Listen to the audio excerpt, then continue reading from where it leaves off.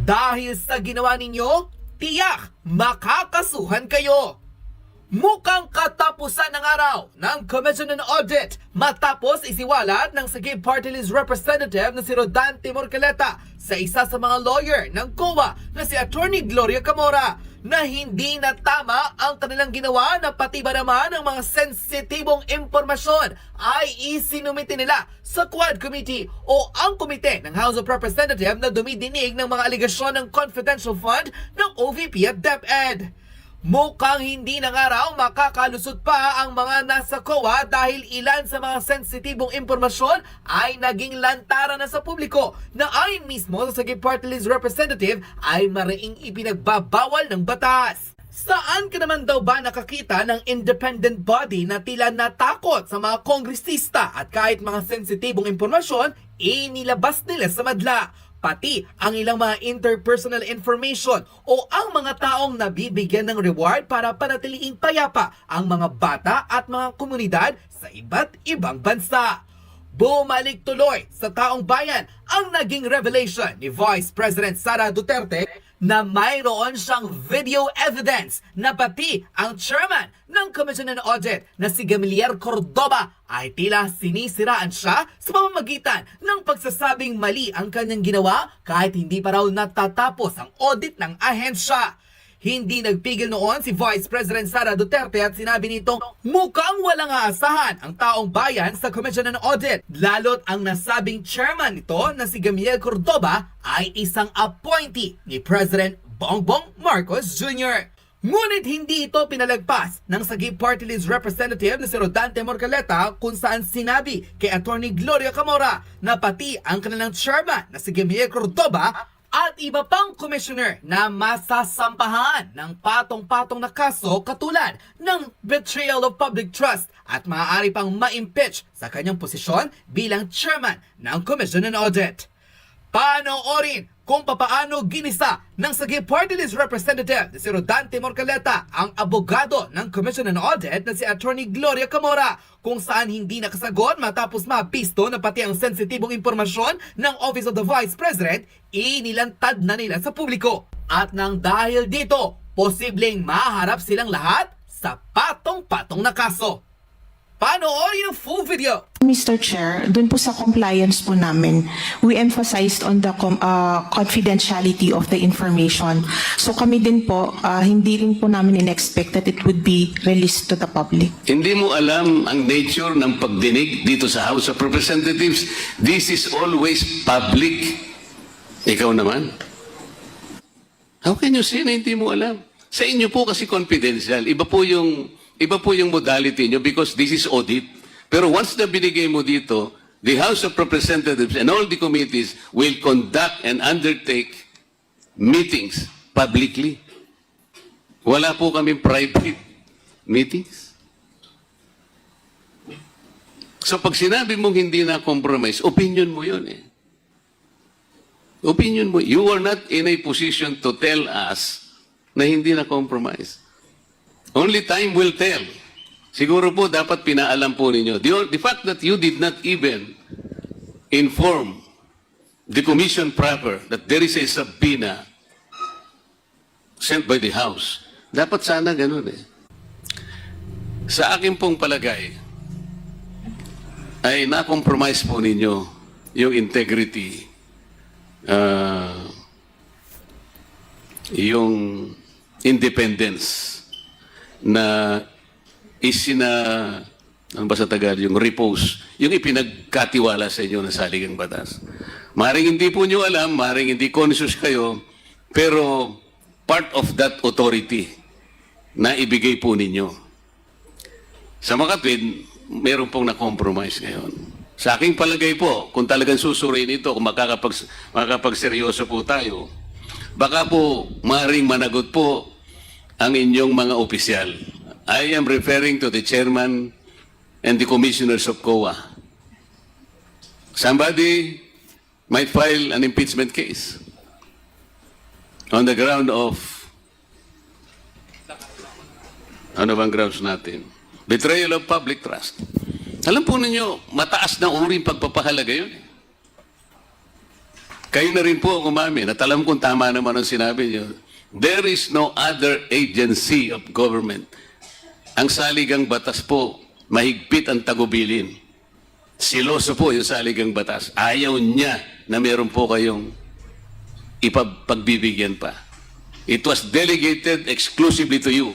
You cannot delegate that, even part of that particular authority and function. Mr. Chair, salamat po sa inyong panahon. Thank you, Congressman Marcoleta. The chair would like I have a video of Chairman Gamaliel Cordoba. Sinasabi niya, mali ang ginawa niya. Tama ba yun? Ikaw ba ang auditor? Ikaw ang appeals. Wala pa kaming audit? Sasabihin mo na mali kami? Hindi pa kayo nakakita ng kalaban na tulad ko. Nagpigil ako na nagpigil. Kasi masama sa bayan. Hindi maganda ang political instability. Pinabayaan ko kayo sirain ang pangalan ko. Kasi I have nothing to lose. Sinira niya na siya. Wala na siyang ikakasira pa. Tapos ganito ang gagawin niyo. Picture ng pagdinig dito sa House of Representatives, this is always public. Ikaw naman? How can you say na hindi mo alam? Sa inyo po kasi confidential. Iba po yung modality nyo because this is audit. Pero once na binigay mo dito, the House of Representatives and all the committees will conduct and undertake meetings publicly. Wala po kaming private meetings. So pag sinabi mong hindi na compromise, opinion mo yun eh. Opinion mo. You are not in a position to tell us na hindi na compromise. Only time will tell. Siguro po dapat pinaalam po ninyo. The fact that you did not even inform the commission proper that there is a subpoena sent by the House. Dapat sana ganun eh. Mr. Chair, yung ICFAO po kasi directly reports to the chairperson. So, the go signal was from the chairperson. And so, ang You are napag-usapan saying po that the commission is, proper, who gives the go signal? The chairman of the COA? sa being the head of the ICFAO po. Siya yung head po ng ICFAO. No, I am asking the head of the institution The itself. head of the institution po, the head of COA po is the CP, but the head of ICFAO, the office, is the chairperson po. So alam po ng COA head ito. Yes, Mr. Chair. Alam niya, sigurado ka? Yes, Mr. The Chair. commissioners, alam nila? Yes, Mr. Chair.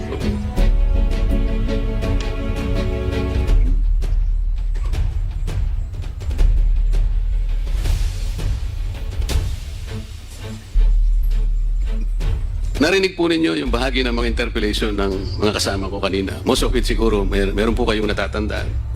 Most particularly, the interpellation of Congresswoman Luistro. Noon pong tinatanong niya yung certain La Chica was guilty of usurpation of Acosta. authority. La Chica ba yun? Acosta po. Acosta, sorry. Na sinabi niya, according to her, Acosta is even guilty of usurpation of authority of official functions. Narinig po niyo yun? Yes. Kasi po, maaaring nakuha niya yung gawain na yun. Allegedly, na hindi naman pala dapat na sa kanya yun. Noon pong hindi nyo in-advisean ang Committee on Good Government, technically, part of your mission, part of your mandate on authority was usurped. Sila na po yung nagtatanong eh. Ang ginagamit po nila, yung mga dokumento, yung mga reports, and the papers na sa saligang batas, ang sinasabi, kayo po ang dapat mag-examine, kayo po ang dapat mag-audit, nobody else. So in a way, part of your function was usurped, technically. Tama po. Tama po, Mr. Chair, pero it does not Hindi, mean tama po. po. Tama po, Pero- pero it does not mean po na we will just take it hook, line, and sinker. We will still audit based on what our standards are. I-conduct pa rin po namin yung audit na based sa amin po. Kung palagay natin, paano kung hindi pareho ang outcome nyo? Paano hindi pareho ang conclusion nyo? What happens? I think we will stand by yung audit po ng OWA. O ibig mo sabihin, yung outcome ng aking mga colleagues ay mali. Ang sinasabi ko kasi pwedeng hindi kayo magtugma eh. Because your procedure is different. The manner of questioning probably is not even personal. Passive ang sa inyo, active sila. Yes, Mr. Chair. On that part, we will still use our expertise Kaya nga, on our you will audit. still rely on your expertise because you are the expert. Kayo ang nakakalam ng comprehensive program and plan. Kayo ang expert sa inyong mga fields. And the members of this committee, hindi sila expert. Yan ang ibig mo sabihin. Yes, Mr. Chair. Kayo ang expert, sila hindi expert. Tama? Kaya pwedeng Iba naman po ang sa Kaya nga yun ang Congress, sinasabi ko Mr. sa iyo Chair. Magkakaroon sigurado kayo ng pagkakaiba ng resulta. What happens then? What will happen to the integrity of the Commission on Audit? Sir, eventually, if ever man na mapunta po ito sa CP and then mapunta sa courts, even the courts can reverse ko po. Ang iniiwasan po kasi natin ay yung magkaiba po ng outcome. Pareho po yung ginamit. Ang mga papeles, ang mga report, lahat po ng dokumentong nakita namin inisa-isa at binusisi ng mga kasama ko are the same. Pero mag-iiba po kayo ng outcome. Mr. Chair, I believe ang outcome po from Congress is legislation, while ang sa amin po is yung result of audit po.